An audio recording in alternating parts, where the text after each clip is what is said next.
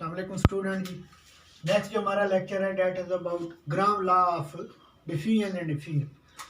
सबसे पहले जो है Graham law of diffusion and diffusion से पहले इन दो टर्म्स के मुतालिक आप लोगों को बताऊंगा कि what is diffusion and what is diffusion.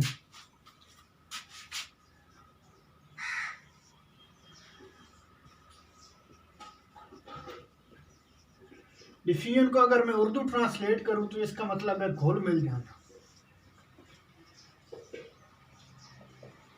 अब किस चीज का घुल मिल जाना? हमारे पास डिफरेंट गैसेज होंगी, तो अगर दे मिक्सिंग ऑफ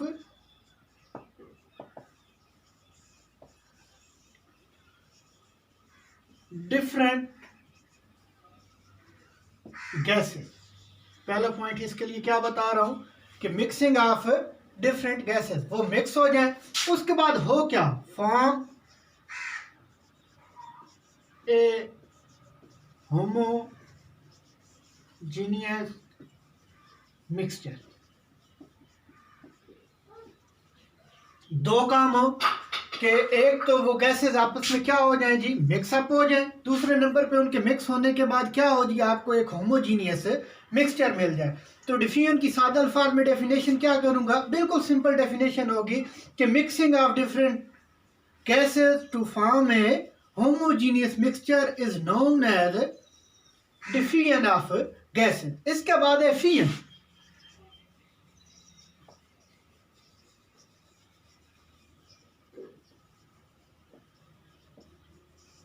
फिजन क्या है जी, इसका आपको बता देता हूं। ज्यादा प्रेशर से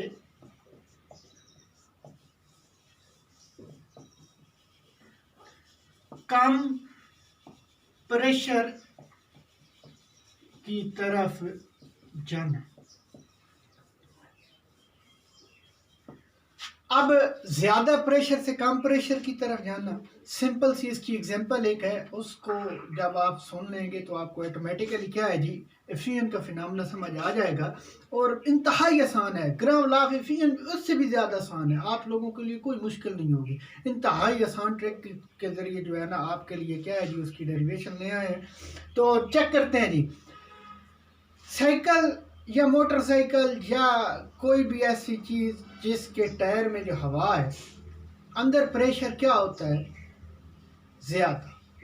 अब अगर उसके अंदर एक मामूली छोटा सा सुराख कर दें तो गैस मॉलिक्यूल क्या है जी, फिजा की जाने मूव करना शुरू कर देते हैं। आपके इन्वायरमेंट में क्या है जी, स्कैप होना शुरू हो जाता है। बेसिकली रीज़न क्या है, अंदर प्रेशर ज़्यादा है, बाहर हमारी फिजा का प्रेशर क्या है जी, कम है, तो लिहाजा वो क्या होंगे जी, ज़्यादा प्रेशर से किसकी जाने ट्रैवल करना शुरू कर देंगे, कम प्रेशर की जाने।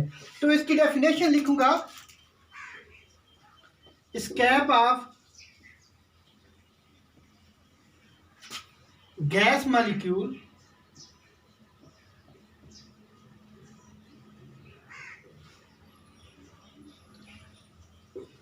From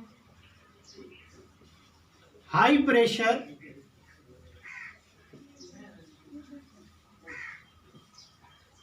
to low pressure.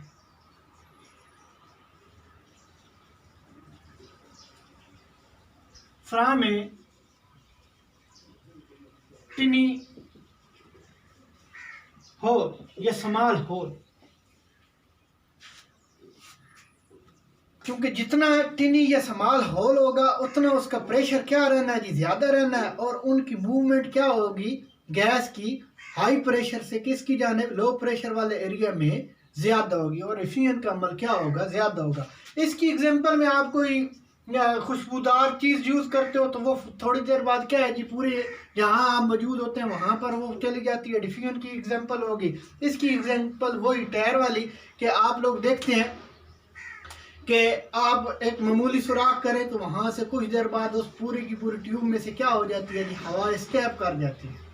उसकी बेसिक रीज़न यही है कि वो फ्यूज हो चुके हैं, यानी ज़्यादा प्रेशर से किसकी जाने मूव कर गए हैं जी, गैस मॉलिक्यूल लो प्रेशर की जाने। अब ग्राम लॉ ऑफ डिफिजन, ये एफिशिएंट कोई एक, ये आर डाल लें बेशक, इसमें से आप किसी एक को डिस्कस कर लेंगे। डेफिनेशन इसकी ये है कि रेट ऑफ डिफ्यूजन और effusion is inversely proportional to square root of its density. क्या होगी जी डेफिनेशन? रेट, मैं डिफ्यूजन ही ले लेता हूँ, rate of diffusion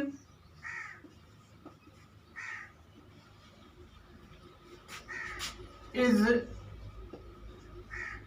inversely proportional to square root of density। अब इसका फार्मूला क्या बनेगा?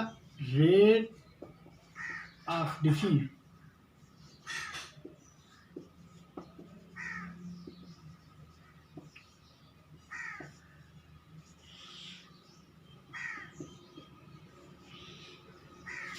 इसका क्या है जी? Square root. अब मजीद अपनी बात को चलाते हैं जी।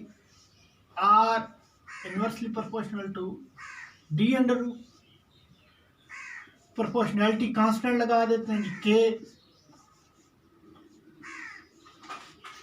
ये आपका क्या आ गया जी? रिलेशन आ गया। अब रिलेशन के बाद अगली बात को चलाते हैं जी कि let's suppose we have two gases,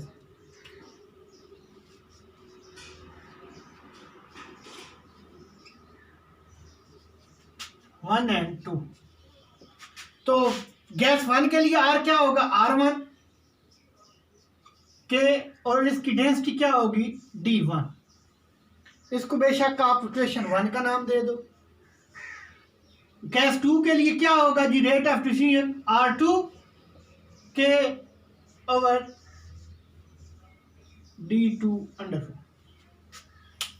यहां से अगर मैं एक रिलेशन बनाऊं, ये D अंडर रूट इधर जो डिवाइड है क्या R into D under root आ सकता है, और डेट इज इक्वल टू के।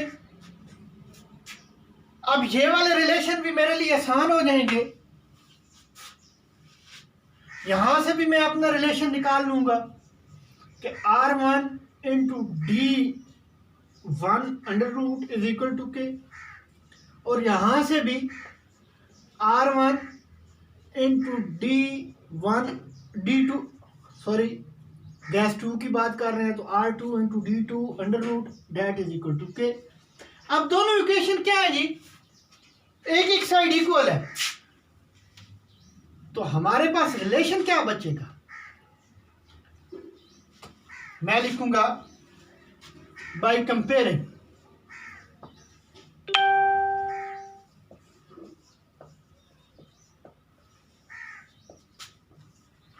किस तरह होगी? अब जरा देखिए, एक साइड बराबर है तो क्या दूसरी दोनों साइड बराबर हो सकती हैं? तो R1 into D1 under root that is equal to R2 into D2। अब क्या होगा? R1 ये R2 क्या है जी? इसके नीचे आके डिवाइड हो जाएगा। ये इधर मल्टीप्लाई है तो दूसरी तरफ जाके डिवाइड हो जाएगा। ये आपको एक रिलेशन मिल गया। अब थोड़ा सा मजीद आपकी इंफॉर्मेशन के लिए कि आपकी जो डेंसिटी है that is directly proportional to molar mass. यानी D अगर K कांस्टेंट लगा दूं तो that is directly proportional to molar mass. कि जितना आपका क्या होगा, जितना आपका मोलर मास ज्यादा होगा उतनी आपकी डेंसिटी क्या होगी? ज्यादा होगी। तो क्या D की जगह पे मैं M लगा सकता हूं? R1 over R2 that is equal to M1, यानी molar mass of gas 1 dividing by molar mass of gas, sorry ये ऊपर गैस 2 है जी और नीचे गैस 1। लिखने में गलती हो गई है जी। क्या इसी को एक ही अंडर रूट के नीचे लिख सकते हैं जी? M1 M2 over M1। तो सारी की सारी बात का लुबे लुबाब ये है कि rate of diffusion is always inversely proportional to square root of its density. लेकिन जब आप इनकी रेशो निकालते हो दो गैसेस के रेट ऑफ डिफ्यूजन की, तो वो भी सेम इसी पैटर्न पे चल रहे होते हैं। यानी अगर इधर ऊपर R1 है तो इधर क्या होगी जी, मोलर मास या डेंसिटी क्या होगी, गैस 2 की होगी। और अगर नीचे क्या है जी, आपका R2 है, तो इधर क्या होनी है जी, गैस 1 की आ जाएगी। तो सिंपल था, कोशिश की है, मोलर मास से भी इसका रिलेशन आपको निकाल के बताने की कोशिश की है। और आप लोगों से बस रिक्वेस्ट है कि चैनल को सब्सक्राइब करें, शेयर करें और बेल के आइकन को क्लिक करें ताकि आप तक हमारी वीडियोस पहुंचती रहें। इसके बाद जो है ना, हम लोग एक इंतहाई अहम टॉपिक की जानिब जा रहे हैं, kinetic molecular theory. Kinetic molecular theory के एक लेक्चर दूंगा पोस्टुलेट से रिलेटेड, फिर उसके बाद कुछ जो उसकी डेरिवेशंस हैं, फिर उसके बाद कुछ लॉज हैं, तो उनको डिस्कस करूंगा। तो आप जो है अगाए बगाए चैनल को देखते रहे ताकि आप तक जो है सारी की सारी वीडियो पहुंचती रहे और चैनल को सब्सक्राइब करते रहे। शुक्रिया।